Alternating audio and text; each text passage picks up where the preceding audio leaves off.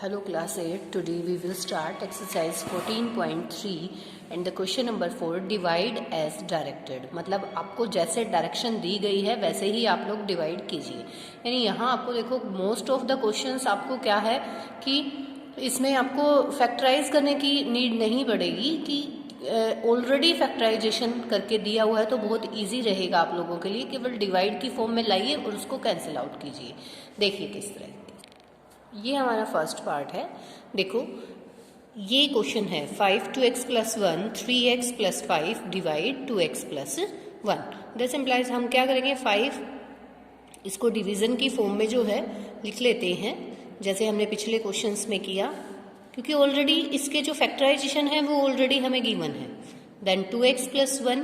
अब देखो कौन से फैक्टर से, ये 2x + 1 है हमारा, तो देखो इससे पूरे के पूरे फैक्टर से ये वाला पूरा फैक्टर कैंसिल आउट हो जाता है, तो हमारे पास 5 3x + 5। देखो ये आंसर आ जाएगा। ओके बेटा, इसी तरीके से आप जब लेते हैं इसका पार्ट नंबर सेकंड, देखो मैं यहीं आपको थोड़ा सा क्लियर कराने की कोशिश करती हूँ। जैसे 26xy है, x + 5 y - 4 13x है, y - 4 है। तो यहाँ भी जब हम इसको डिवीजन की फॉर्म में लिखते हैं तो देखो अब y - 4 से तो y - 4 पूरा का पूरा ही कैंसिल आउट हो जाएगा। यहाँ x है, यहाँ x है, x से x कैंसिल आउट हो जाएगा। और देखो 13 1 जा 13 एंड 13 2 जा 26, तो यहाँ पे भी आपका 2, तो नीचे वाला जो हमारा डिनोमिनेटर है वो तो पूरा का पूरा ही खत्म हो जाएगा। यहाँ हमारे पास बचेगा 2y और x + 5। तो देखो बिल्कुल ही ईजी है। मैं आपको थर्ड पार्ट दिखाती हूँ। देखो थर्ड पार्ट के अंदर 52pqr p + q and q + r r + p 104pq q + r r + p। तो बेटा देखो यहाँ जो है आप लोग क्या यूज करोगे, सबसे पहले जो सिमिलर है q + r यहाँ है, q + r यहाँ है, तो देखो इस q + r से ये वाला q + r कैंसिल आउट हो जाएगा।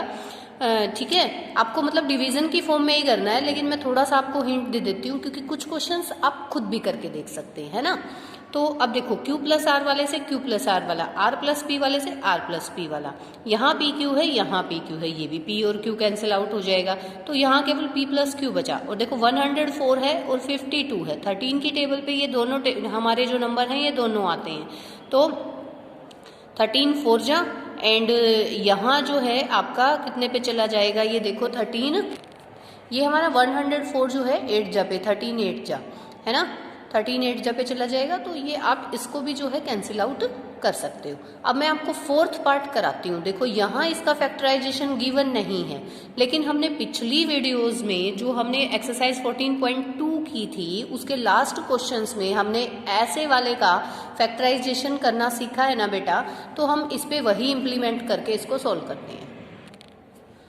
तो देखिए बेटा ये हमारा क्वेश्चन नंबर 4 है। 4th नंबर के क्वेश्चन में हम क्या करेंगे, 20y + 4 and then y² + 5y + 3 divided by हमारा है 5y + 4।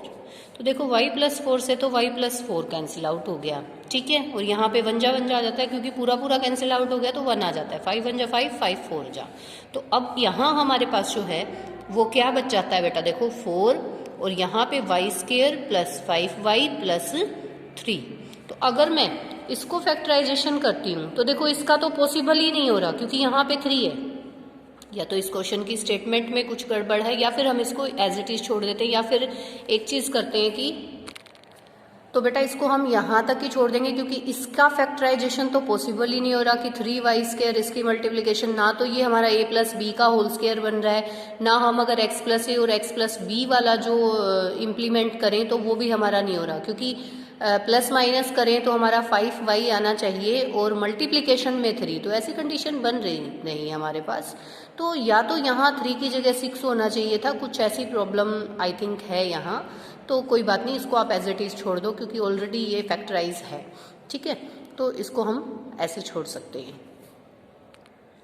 अब ना इसका लास्ट क्वेश्चन देखो, 5th पार्ट जो हमारे पास है x + 1 and x plus 2 x plus 3 divide by x plus 1। तो बेटा यहाँ तो बहुत इजी आपको जो है फैक्टराइजेशन करके दे रखे हैं। तो देखो x वाले से तो आपका x कैंसिल आउट हो गया, x प्लस 1 से ये वाला, तो आपके पास ऊपर केवल जो है न्यूमरेटर में आपकी वैल्यू कितनी बच जाएगी, x plus 2 and x plus 3।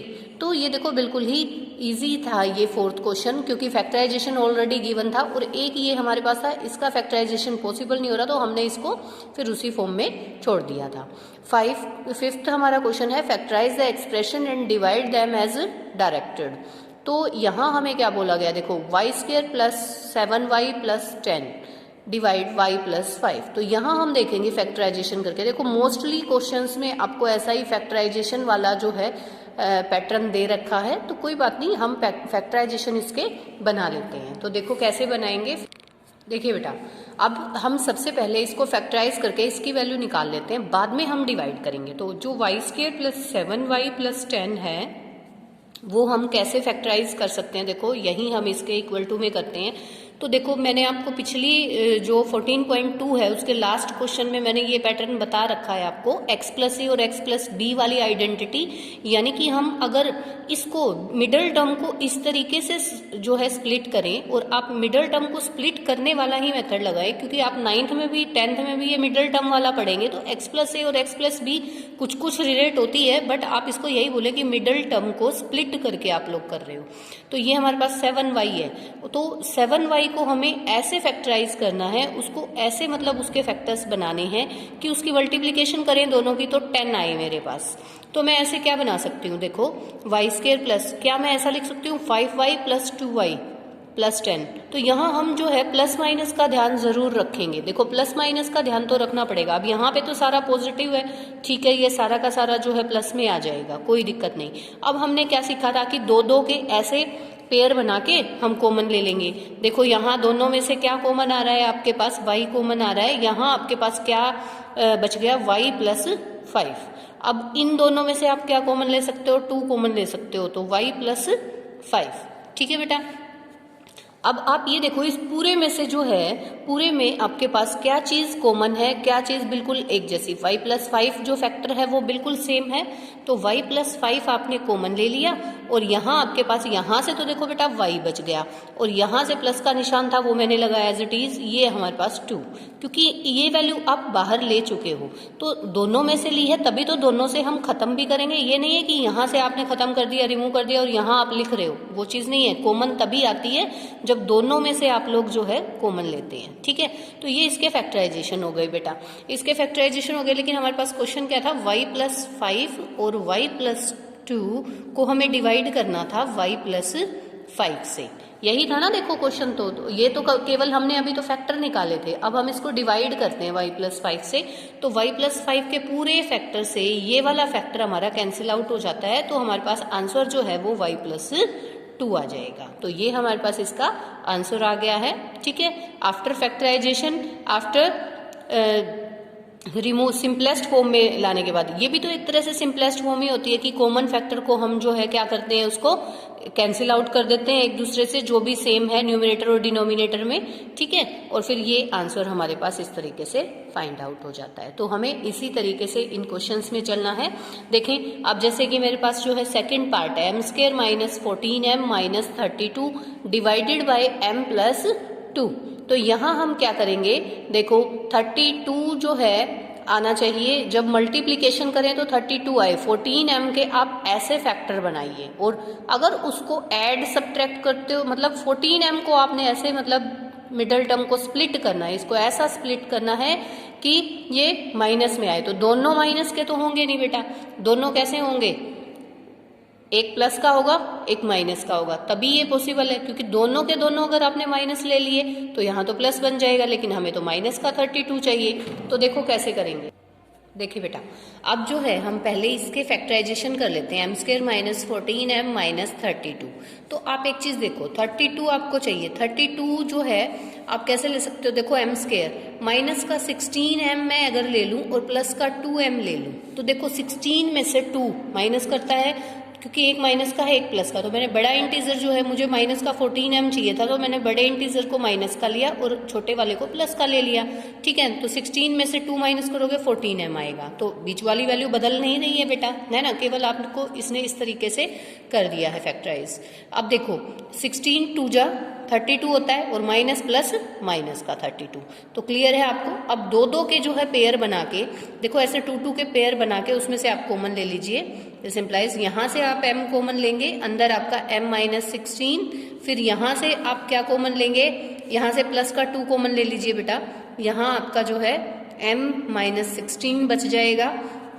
अब पूरे में देखो क्या सेम है, पूरे में से आपका जो है m माइनस 16 जो है उसको बाहर निकाल लेंगे तो m प्लस 2 जो है बच जाएगा। ठीक है, अब आपको तो क्या करना था, आपको तो डिवाइड करना था, क्वेश्चन तो ये था, अभी तो केवल आपने इसको फैक्टराइज किया है बेटा, है ना, तो फैक्टराइज किया है। तो अब देखो इसको हम कैसे लिखेंगे कंप्लीट क्वेश्चन करने के लिए, m माइनस 16 m प्लस 2 और डिवाइडेड बाय हम लिखेंगे m प्लस 2।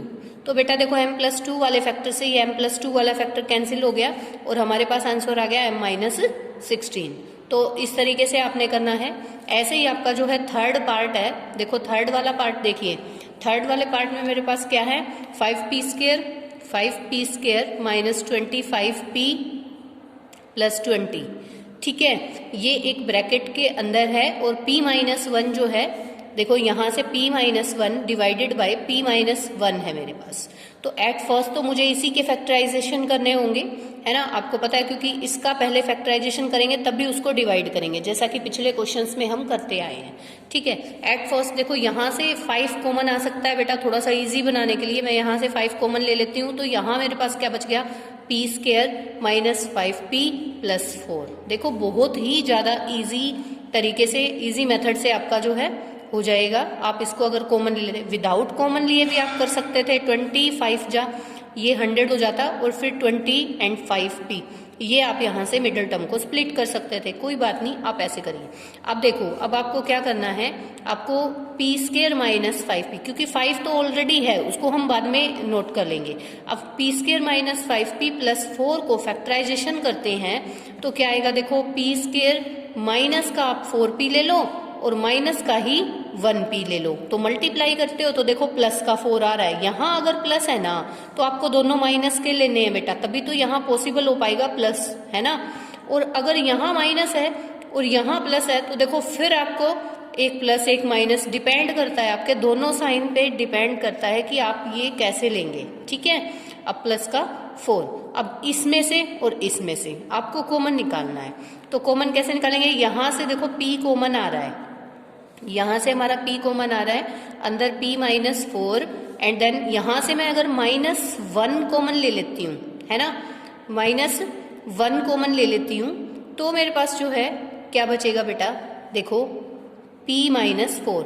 अब आप कहेंगे यहाँ तो प्लस था, मैडम ने यहाँ माइनस ले लिया, तो यहाँ मैंने क्यों लिया है माइनस, आप एक चीज देखो, मैंने ब्रैकेट बनाई और यहाँ माइनस बाहर कॉमन लिया है, तो बेटा अंदर वाले निशान चेंज हो जाते हैं। जब आप इसको ब्रैकेट को अगर रिमूव करते हो वापस ये प्लस का ही बन जाता है, अगर ऐसे इसको प्लस का लेके चलोगे तो ये माइनस बन जाता है, फिर तो गलत हो जाता है हमारा, है ना, इसलिए हमने ऐसा किया। तो अब p माइनस 4 पूरे में से कॉमन एंड p माइनस 1 ये हो गया। अब देखो आपके पास क्वेश्चन तो क्या था बेटा, 5 and p minus 4 and p minus 1 divided by p minus 1।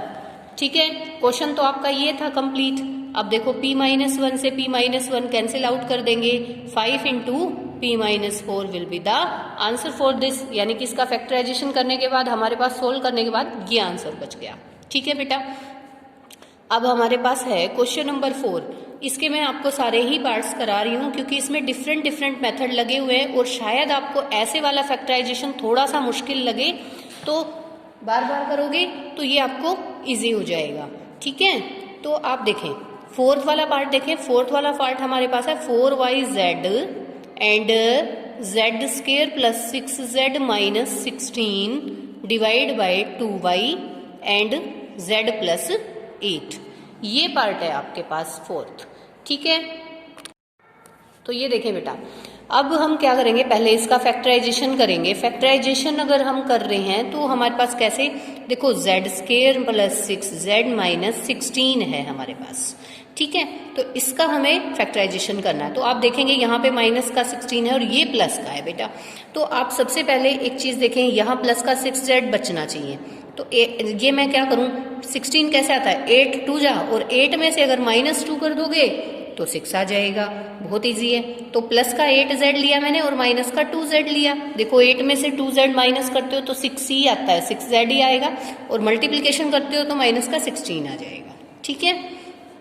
अब इनमें से कॉमन ले लेते हैं, वही सेम पैटर्न, बस आपको ये वाली चीज जो है ये अच्छे से क्लियर होनी चाहिए कि आप कैसे क्या कर रहे हो। ठीक है। z common z plus 8 and -2 common z plus 8। ठीक है। अब मैंने माइनस यहाँ कॉमन ले लिया तो यहाँ बेटा प्लस का बन गया, इसलिए अब देखो z प्लस 8 पूरे में से कॉमन एंड देन z -2 ये आ गया। अब हम इसको करते हैं डिवाइड, क्योंकि जो हमारा क्वेश्चन था हम उसी की नोटेशन में चलेंगे। अब देखो क्या करेंगे, अब हमारे पास 4yz इंटू में z प्लस 8 एंड z -2, और जो डिवाइडेड बाय था वो 2y एंड z प्लस 8। तो z प्लस 8 से तो बेटा z प्लस 8 कैंसिल आउट हो गया, इस वाले y से ये वाला y कैंसिल आउट, 2 1 जा एंड 2 2 जा। तो देखो नीचे डिनोमिनेटर पार्ट में तो 1 ही बचा, तो 1 तो लिखने की जरूरत होती नहीं, जो हमारा पार्ट बचा है हम उसी को लिखते हैं, 2z z -2। इस तरीके से हमने इसको जो है लिख दिया है, तो ये हमारा आंसर हो जाएगा। ठीक है बेटा। ये देखो बेटा 5th पार्ट है हमारा, तो यहाँ हमें अलग से फैक्टराइजेशन की नीड नहीं है। हम क्या लिखेंगे, यूजिंग a² माइनस b² जो है वो आपका a plus B and a minus B के इक्वल होता है। तो यहाँ p² माइनस q² में हम यही वाली आइडेंटिटी यूज करेंगे। तो हमारा क्या हो जाएगा, 5pq and p minus q and p plus q। देखो ये प्लस वाला और माइनस वाला हम ऐसे लिख सकते हैं, कोई भी पहले लिख दें बाद में लिख दें, वो कोई खास फर्क नहीं पड़ता। ठीक है। 2p and p plus q। तो आप देखें p प्लस q से तो बेटा p plus q cancel out हो जाएगा, इस वाले p से ये वाला p कैंसिल आउट। अब 2 से 5 तो हो नहीं रहा, कोई बात नहीं, 5/2 एज इट इज लिखेंगे, और ऊपर हमारा जो है क्या बचेगा, q और p माइनस q। ठीक है। ऐसे ही हमारे पास आंसर आ जाएगा। ये देखो बेटा ये हमारा 6th पार्ट है। 6th पार्ट में 12xy, this will be the question. So 12xy हम इसको ऐसे नोटेशन में लिखेंगे। देखो इसको मैं क्या लिख सकती हूँ, 3x² माइनस 4y², ये हो गया, divide by 4xy and 3x plus 4y। ठीक है। अब इसमें क्या यूज कर सकती हूँ, देखो a² और b² यानी a minus B a plus B, using a² minus b² is equal to a minus B and a plus B, और वेयर a क्या है इसको कंपेयर करें तो a is 3x and b is 4y। So this will become 12xy and 3x plus 4y and 3x minus 4y and this divide by 4x by 3x plus 4y। तो देखो 3x plus 4y से 3x plus 4y cancel out हो जाएगा, xy से ये वाले xy, 4 1 जा and 4 3 जा 12। ठीक है। तो आंसर क्या बचा हमारे पास, 3 इंटू में 3x minus 4y। This will be the factorisation for this part number 6। अब हम 7th पार्ट की बात करें तो देखो सब में जो है आप कुछ अलग सा फॉर्मेट यूज हो रहा है, तो वो आपको अपने माइंड को थोड़ा सा यूज करना है बेटा। ऐसे ही नहीं काम चलेगा कि मैं आपको बताती जाऊं और आप लोग करते जाओ, इनकी प्रैक्टिस जब तक आप नहीं करोगे आपको नहीं क्लियर होंगे। और algebra as it is 9th में आप लोगों के बहुत अच्छे स्टैंडर्ड का आने वाला है, तो यहाँ से अगर अच्छी प्रैक्टिस होगी आपका बेस जो है वो अच्छा होगा, तो बहुत अच्छे से कर पाएंगे। सो ढंग से करें इसको। तो ये हमारी स्टेटमेंट है क्वेश्चन नंबर 7 की। तो अब देखो, अब हमें इसको ऐसे नोटेशन में बनाना है कि a² b² वाली हमारी आइडेंटिटी लग जाए। अभी तो नहीं लग रही क्योंकि ये 50 है, ये 98 है। तो मैं क्या करती हूँ, यहाँ से 2 कॉमन निकाल लेती हूँ। 39y³ है मेरे पास, y³ ही है ये, yes y³ and 2 is common from these अब यहाँ से कॉमन लेने के बाद यहाँ 25y square and this will B 49 divide by 26y square and 5y plus 7। ठीक है भाई, ये देखो मैंने कुछ नहीं किया, केवल यहाँ से 2 कॉमन निकाल लिया, क्योंकि हमें उस क्वेश्चन को उस लेवल तक पहुंचाना है कि हम उसमें कोई आइडेंटिटी यूज कर सके। तो बाकी कहीं तो कोई आइडेंटिटी यूज हो ही नहीं रही थी, केवल यहाँ पे हम आइडेंटिटी यूज कर सकते हैं अगर 2 कॉमन निकाल लें। तो ये देखो, इसको हम क्या लिख सकते हैं, ये देखो 39y क्यूब इंटू 2 है हमारे पास, और इसको मैं लिख सकती हूँ 5y का स्क्वायर माइनस 7 का स्क्वायर। ठीक है बेटा, अब देखो डिवाइड बाय 26y स्क्वायर सारा बिल्कुल सेम चलेगा, केवल मैंने इसको चेंज किया है। इसको चेंज करते ही जो है क्वेश्चन हमारा बदल जाएगा, सोल्व हो जाएगा। ठीक है, अब देखो यहाँ पे यूज करेंगे क्या, A square minus B square वाली आइडेंटिटी, जो कि a minus B and a plus B हमारी होती है। तो यहाँ जब आप लोग यूज करते हो तो देखो 39y क्यूब और ये 2 था हमारे पास, इसको मल्टीप्लिकेशन में लिखना चाहो लिख सकते हो। तो 5y minus 7 and 5y plus 7। ठीक है, और डिवाइडेड बाय हमारा जो दिया हुआ है 26y square and this will B 5y plus 7। ठीक है, तो 5y प्लस 7 से तो देखो 5y प्लस 7 कैंसिल आउट हो गया। अब y स्क्वायर से ये 3 कैंसिल हो गए, 1 टाइम बच गई ना बेटा, 1 टाइम बच जाएगा क्योंकि 3 कैंसिल हो गए 1 टाइम। या फिर आप इसको ऐसे कैंसिल आउट करने की बजाय, चलो ठीक है ऐसे ही करते हैं, तो यहाँ देखो 3 माइनस 2 हो जाएगा, यानी 1 पावर बच जाएगी इसकी। अब ये 13 की टेबल पे 13 3 जा एंड 13 2 जा, इस वाले 2 से ये वाला 2 कैंसिल आउट। तो आपके पास बेटा क्या जो है रिमाइंडर रह गया, देखो क्या रिमाइंडर रहेगा यहाँ पे न्यूमरेटर में क्या क्या रह गया। एक तो आपका 3 और एक देखो 3 में से 2 माइनस किया, यानी ये वाला 2 माइनस किया, तो आपके पास y सिंगल रह गया और 5y माइनस 7। तो इस तरीके से इसका ये क्वेश्चन नंबर हमारा जो है 5th कंप्लीट हो जाता है। आई होप आपको अच्छे समझ में आया होगा। थैंक यू बेटा।